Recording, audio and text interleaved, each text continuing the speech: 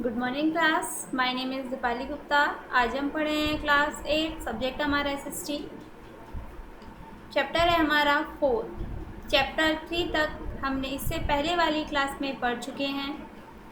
हमने नोट्स भी दे दिए हैं आपको व्हाट्सएप के माध्यम से। अब स्टार्ट करते हैं हम चैप्टर 4। चैप्टर है हमारा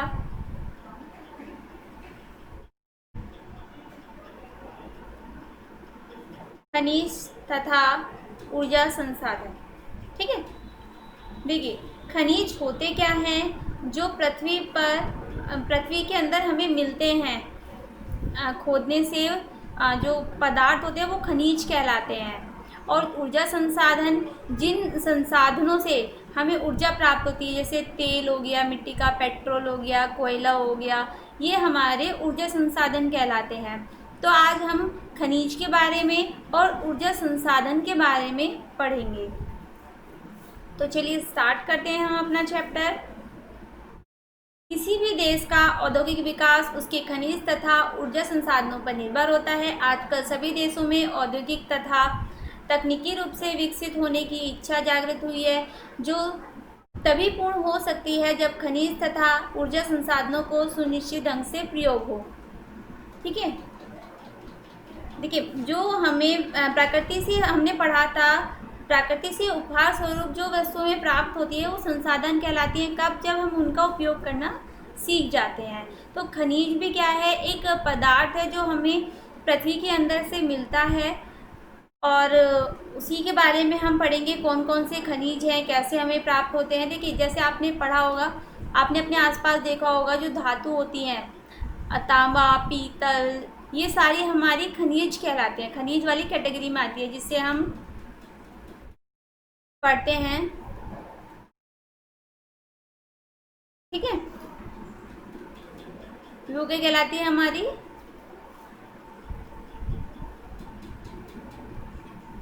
खनिज कहलाते हैं। चलिए स्टार्ट करते हैं। खनिज बहुमूल्य संसाधनों में से एक है। इनकी उपयोगिता के साथ ही मानव उन्नति के मार्ग पर अग्रसरित हुआ है। अतः हम यह कह सकते हैं कि मानव प्रगति तक की कथा खनिज पर आधारित है। इसकी उपयोगिता का प्रमाण इस तथ्य से मिलता है कि मानव की प्रगति का प्रत्येक स्तर किसी महत्वपूर्ण खनिज की खोज में से संबंधित है। यही कारण है कि मानव इतिहास के विभिन्न कालों के नाम खनिजों के नाम पर रखे गए हैं, जैसे पाषाण काल, ताम्र युग, कांस्य युग और लोह युग। देखिए पाषाण यानी पत्थर से है, ताम्र यानी आपके तांबे से है, कांस्य जो एक धातु होती है, और लोहा आप समझ ही गए होगे लोहा है। यहाँ पर हमें कुछ फोटो भी दिखाए गए हैं जिसमें अलग अलग तरीके की धातु, जैसे हीरा हो गया, और ये जो आपके बर्तन हो गए स्टील, इसमें कटलरी लिखा है। फिर ये आभूषण हैं जो सोने चांदी तांबे के मतलब कि हो सकते हैं, किसी भी धातु के। और ये मोटरसाइकिल जिसमें आपको पता है कि लोहे से और इस्पात का यूज़ होता है। आगे हम पढ़ते हैं क्या लिखा क्या है। खनिज में वे सभी पदार्थ सम्मिलित होते हैं जो खनन द्वारा भूमि से प्राप्त किए जाते हैं।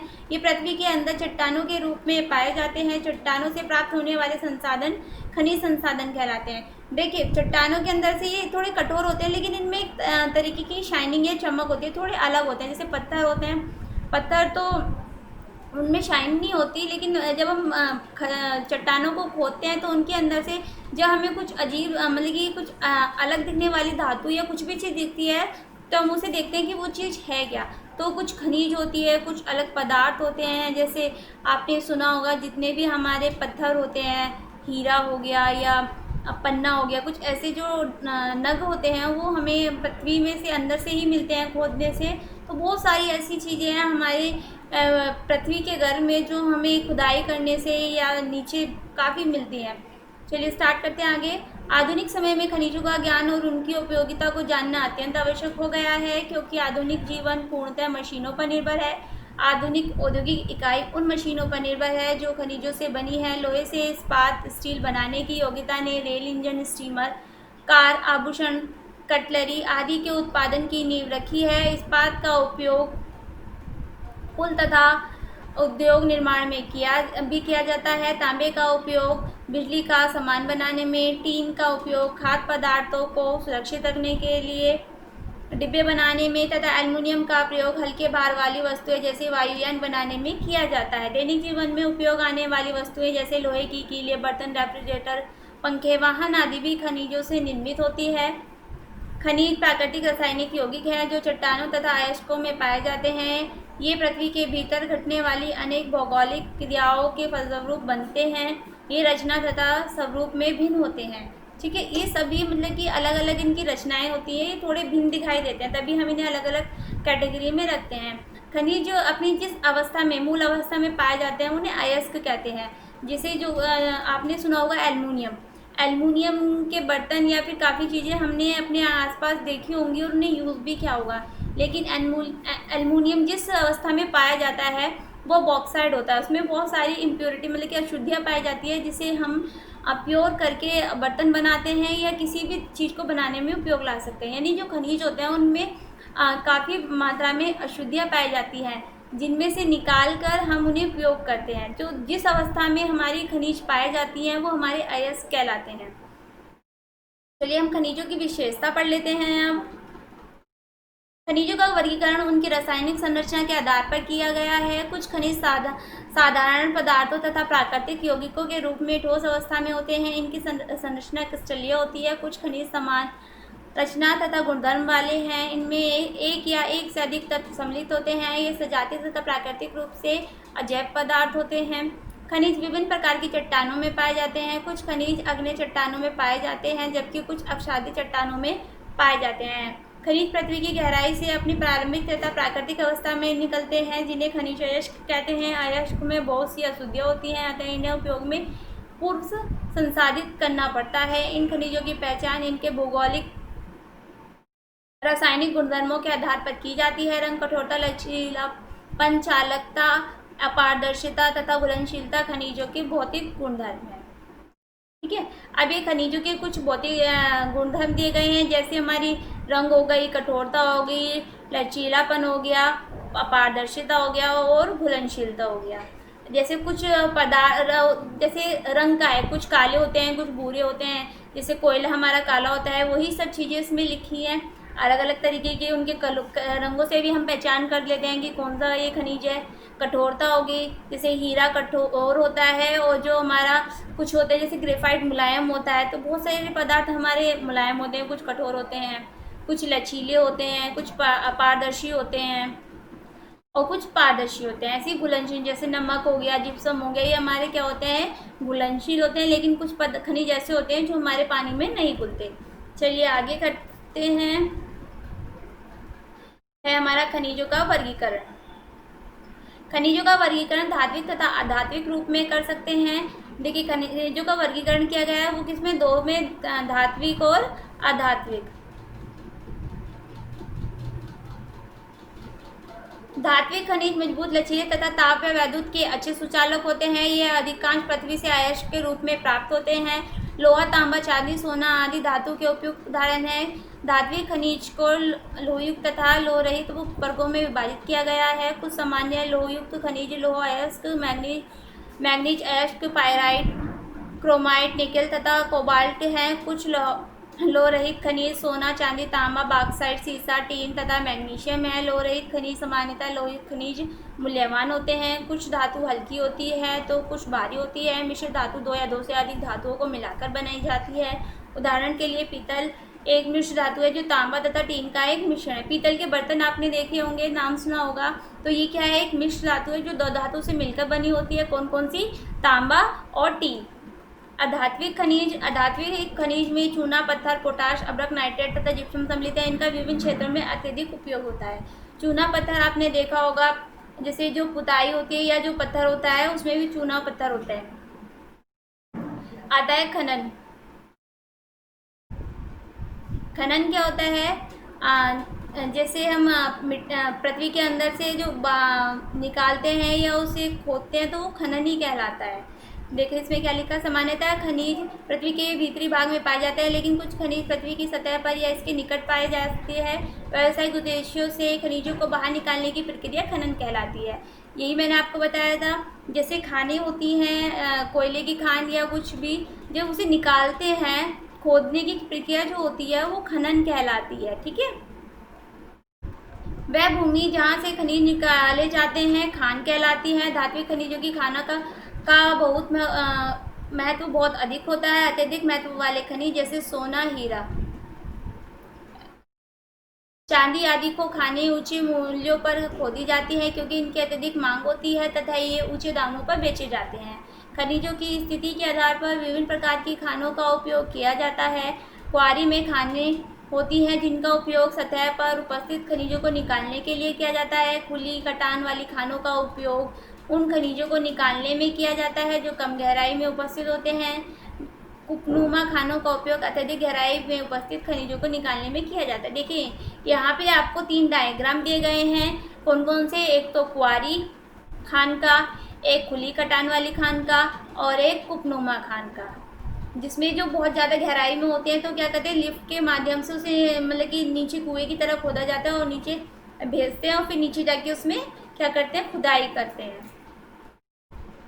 ऊपर से सारा नहीं खोदते उसमें, जैसे जिसमें हमें जल्दी पाया जाता है उसमें तो आसपास का सारा खोद लेते हैं, लेकिन जब हमें पता है कि ये जो धातु है ये हमें काफ़ी नीचे जाके मिलेगी तो सारा आसपास का एरिया ना खोद के एक कुपनुमा मतलब कि कुएं के आकार का एक गोला सा खोदते हुए नीचे चले जाते हैं और उसमें लिफ्ट वगैरह या कुछ ऐसे चीज़ का लगा देते हैं जिससे हमें ऊपर आने में या नीचे जाने में आसानी रहे। अब आगे पढ़ते हैं। अधिकांश खनिज भारी होते हैं जैसे लोहा, कोयला आदि आता है। इन्हें औद्योगिक स्थलों तक पहुंचाने के लिए यातायात साधनों तथा सस्ते मजदूरों की आवश्यकता होती है। खनिजों की खानों की खुदाई में आई लागत को भी इनकी कीमत में जोड़ा जाता है। कभी कभी वो मूल्य खनिज भंडार को भी उसके खनन में आने वाली अत्यधिक लागत के कारण खोदा नहीं जाता है। आयुष की गुणवत्ता तथा श्रेणी भी खान खोदे जाने का एक महत्वपूर्ण पहलू है। यदि इनकी गुणवत्ता अच्छी नहीं होती है तो खानों का खोदना उपयोगी नहीं होता। कभी कभी भौगोलिक परिस्थितियाँ भी खनिजों की खानें खोदने में समस्या उत्पन्न करती हैं। उदाहरण के लिए मरुस्थल या उष्णकटिबंधीय वनों के खनिज भंडारों को जीवन की कठोर परिस्थितियों के कारण नहीं खोदा गया है। अब नेक्स्ट आता है हमारा खनिजों का सार्वभौमिक वितरण। देखिए मैं यहाँ पे आपको पढ़ रही हूँ, समझा रही हूँ, ठीक है, लेकिन आपको भी अपने आप यह चैप्टर पढ़ना होगा तभी ये आपको ये अच्छे से समझ में आएगा। सभी बच्चे इस चैप्टर की रीडिंग करेंगे। पृथ्वी पर खनिज संसाधनों का असमान वितरण है। कुछ क्षेत्र खनिज संसाधनों से अत्यधिक संपन्न है जैसे रूस का यूराल पर्वत, जबकि अमेजन बैसिन का विशाल क्षेत्र खनिज संसाधन से नगण्य है। देखिए कहीं जैसे कि हम होता है कहीं पर कुछ चीज़ अधिक मात्रा में पाई जाती है, कहीं पर कुछ चीज़, तो ज़रूरी नहीं है कि जो खनिज है वो सब जगह एक समान हो, कहीं ज़्यादा होती है तो कहीं कम होती है। विश्व में बहुत कम क्षेत्र ऐसे हैं जहां कुछ खनिज प्रचुरता में पाए जाते हैं। उदाहरण के लिए विश्व में टीन की अधिकांश आपूर्ति पूर्वी एशिया, मलेशिया, चीन, इंडोनेशिया तथा थाईलैंड से होती है। विश्व के आधे से अधिक निकेल भंडार कनाडा में हैं। दक्षिणी अफ्रीका विश्व में 60% से भी अधिक सोने की आपूर्ति करता है। भारत में उत्तरी मैदान सामान्यतः खनिज रहित है जबकि दक्षिणी तथा पश्चिमी भागों में खनिज की अधिकता है। अब आता है हमारा लोहा।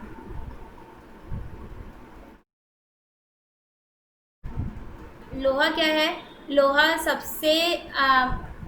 सबसे अधिक उपयोग होने वाली धातु है। यह आधुनिक युग का आधार है। इसका उपयोग औजार, मशीन, कृषि यंत्र तथा दैनिक उपयोग की वस्तु बनाने में किया जाता है। यह प्रचुर मात्रा में पाया जाता है तथा कम कीमत में प्राप्त होता है। इसकी मांग निरंतर बढ़ती जा रही है क्योंकि इसे पीटा, लपेटा, ढाला, तारों के रूप में खींचा तथा अन्य धातु के साथ मिलाकर या मिश्रित करके इससे मिश्रित धातु बनाई जा सकती है। लौह अयस्क में शुद्ध धातु की मात्रा के आधार पर इसे कई वर्गों में बांटा गया है। हेमेटाइट, मैग्नेटाइट तथा लाइमनाइट। इसमें हेमेटाइट की गुणवत्ता सर्वोत्तम है। रूस, संयुक्त राज्य America, Ukraine, Kazakhstan, Bharat, Brazil, Australia, Canada, चीन, फ्रांस, स्वीडन, वेनेजुएला तथा अन्य कई देशों में इसके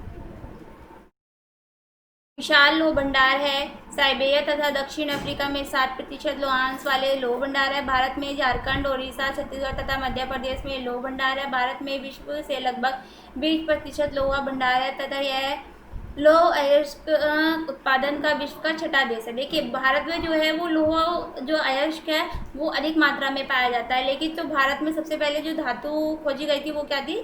तांबा थी। अब नेक्स्ट आती है हमारी तांबा। वैद्य सुचालक के वैद्युत सुचालक के गुण के कारण तांबा का मुख्य प्रयोग विद्युत उत्पादों में किया जाता है। मानव द्वारा उपयोग की जाने वाली धातुओं की सबसे प्राचीनतम धातु है। यह एक मुलायम धातु है तथा इसमें पीतल मिलाकर टीन धातु का भी निर्माण किया जाता है। देखिए यहाँ पे गलत कर दिया, टीन धातु को मिलाकर पीतल का निर्माण किया जाता है। यहाँ पर आप ध्यान से पढ़िए, इसमें क्या लिखा है। ये जो लाइन है इसमें पीतल मिलाकर नहीं, इसमें टीन मिलाकर पीतल का निर्माण किया जाता है। तो यहाँ पे ये आप ठीक कर लोगे। आगे पढ़ते हैं। तांबा चिली, संयुक्त राज्य अमेरिका, कनाडा, आर्मीनियम तथा जाम्बिया में पाया जाता है। भारत में तांबे के भंडार झारखंड तथा राजस्थान में पाए जाते हैं। नेक्स्ट है हमारा बॉक्साइट। बॉक्साइट क्या है, मैंने आपको बताया था, एल्युमिनियम का धातु अयस्क है। एल्युमिनियम धातु बॉक्साइट अयस्क से बनाई जाती है। हल्की, मजबूत, वैद्युत सुचालक तथा जंग प्रतिरोधक क्षमता होने के कारण इसकी अत्यधिक मांग है। इसके अयस्क रूप का उद्योगों में अत्यधिक उपयोग होता है, जैसे वायुयान, बर्तन, यातायात, विद्युत उपकरण, रसायन आदि। इसने धीरे धीरे तांबे का स्थान ले लिया है। इसे शुद्धिकरण के लिए अधिक तथा सस्ती वैद्युत आपूर्ति की आवश्यकता होती है। देखिए, बॉक्साइट यानी जो हमारा एल्युमिनियम होता है उससे काफ़ी चीज़ों का निर्माण किया जाता है। आपने देखा होगा बर्तन, जैसे वायुयान, यातायात या वैद्युत उपकरण, बहुत सारी ऐसी चीज़ें हैं जिन्हें हम अपने आसपास देखते हैं डेली लाइफ में। बॉक्साइट के मुख्य उत्पादक देश कौन से हैं? जमैका, रूस, ऑस्ट्रेलिया, जीनिया, ब्राज़ील, भारत, चीन आदि। भारत में झारखंड, छत्तीसगढ़, मध्य प्रदेश, महाराष्ट्र, तमिलनाडु तथा बॉक्साइट के भंडार क्षेत्र हैं। देखिए, जहाँ जहाँ पाए जाते हैं भारत में वो एरिया यहाँ पे लिखे हैं हमारे। अब आता है सोना। सोना आप सभी ने देखा होगा, यह एक बहुमूल्य धातु है। इसका उपयोग संपन्नता दर्शाने के लिए आभूषणों में किया जाता है। स्त्रियों को सोना अत्यधिक प्रिय होता है। इसका उपयोग सुरक्षा तथा लेन देन के माध्यम के रूप में भी किया जाता है। सोने का उत्पाद देश मुख्यतः दक्षिण अफ्रीका है। इसके अन्य उत्पादक देश संयुक्त राष्ट्र अमेरिका, कनाडा तथा जापान है। देखिए, भारत में सोना पाया तो जाता है लेकिन इतनी अधिक मात्रा में नहीं पाया जाता जितना कि अफ्रीका या फिर संयुक्त अमेरिका, कनाडा तथा जापान में पाया जाता है। अब आता है मैग्नीशियम। यह एक महत्वपूर्ण धातु है। इसका उपयोग मिश्र धातु जैसे इस्पात बनाने में किया जाता है। यह बहुत से उद्योग जैसे वैद्युत बैटरी, ब्लीचिंग पाउडर, रंगाई उद्योग, टाइल्स उद्योग, वस्त्र उद्योग आदि में उपयोग किया जाता है। भारत में मैग्नीज मुख्यतः कर्नाटक, उड़ीसा, मध्य प्रदेश, महाराष्ट्र, झारखंड आदि राज्यों में पाया जाता है। देखिए, हमने मैग्नीशियम के बारे में पढ़ लिया है। हमें पता चल गया है कौन कौन से धातु हैं जो पाए जाते हैं और कौन कौन से राज्य में इनकी अधिकता पाई जाती है। इससे आगे का हम नेक्स्ट वीडियो में पढ़ेंगे। आज के लिए इतना ही। Thank you.